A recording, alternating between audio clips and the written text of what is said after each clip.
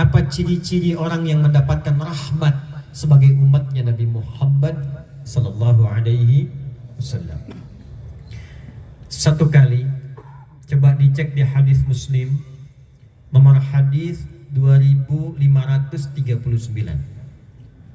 yang meriwayatkan sahabat Nabi dulu agamanya Majusi, kemudian bingung dengan Majusinya, dia pindah kemudian masuk Kristen.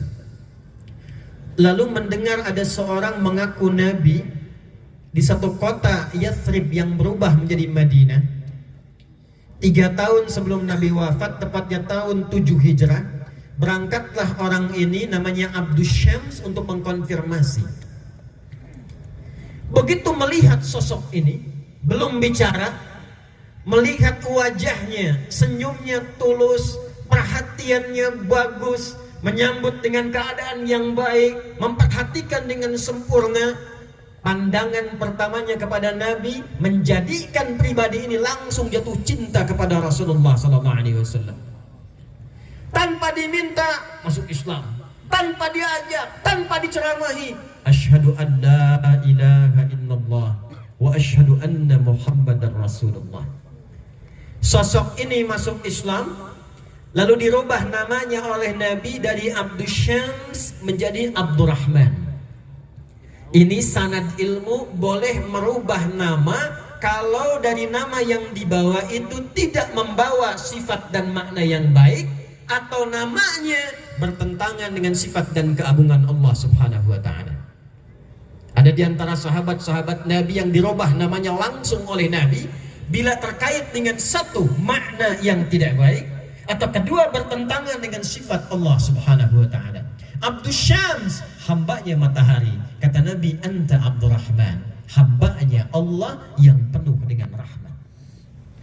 Maka diajarkan oleh Nabi sifat rahmat itu.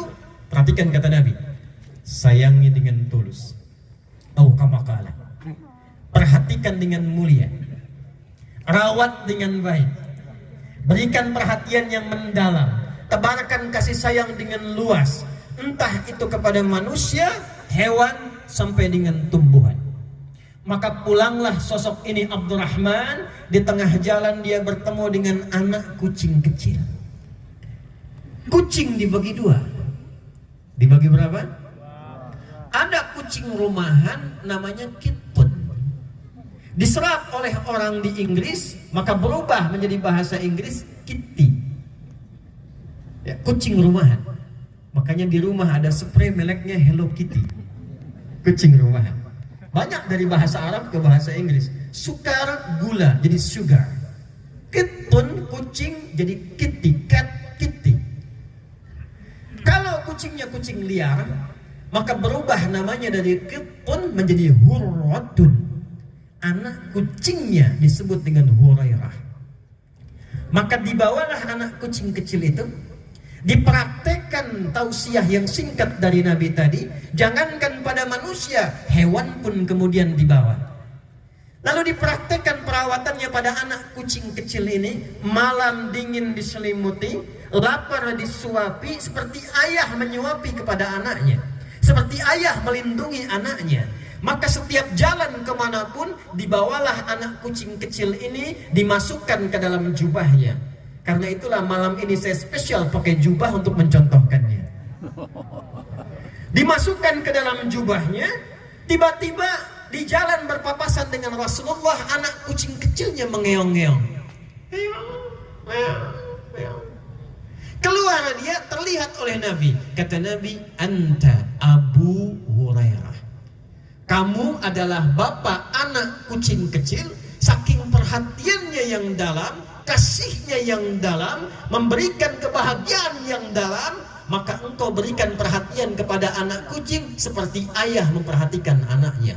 Abu Hurairah. Itulah sejarahnya. Ada sahabat Nabi yang disebut dengan Abu Hurairah. Nama ini bukan sekedar nama, tapi memberikan perjalanan kepada kita tentang arti menjadi seorang muslim. Mu'allaf datang pada Rasulullah, minta diajarkan tentang Islam. Yang diajarkan oleh Nabi pertama kali rahmatan lil alamin, sifat kasih yang dalam.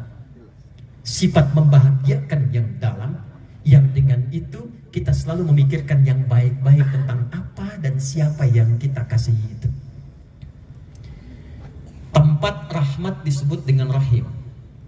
Ibu punya rahim ya? Ibu-ibu punya rahim ya Bu? Saya tanya pada ibu, di dalamnya disayang tidak? Disayang.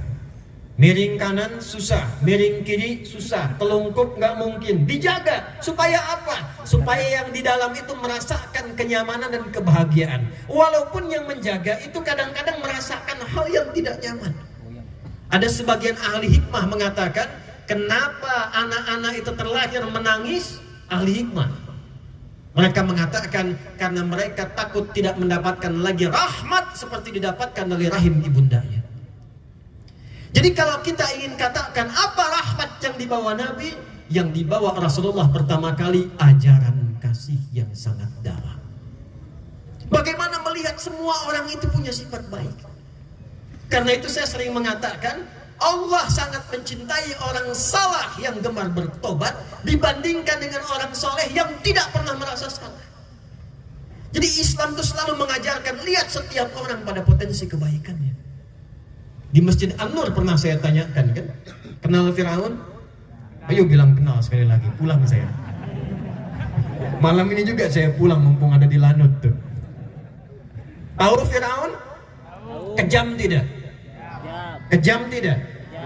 Bukan cuma kejam, ngaku Tuhan, ana rabbukumul a'la. Setiap melihat orang kalau tidak nyaman eksekusi.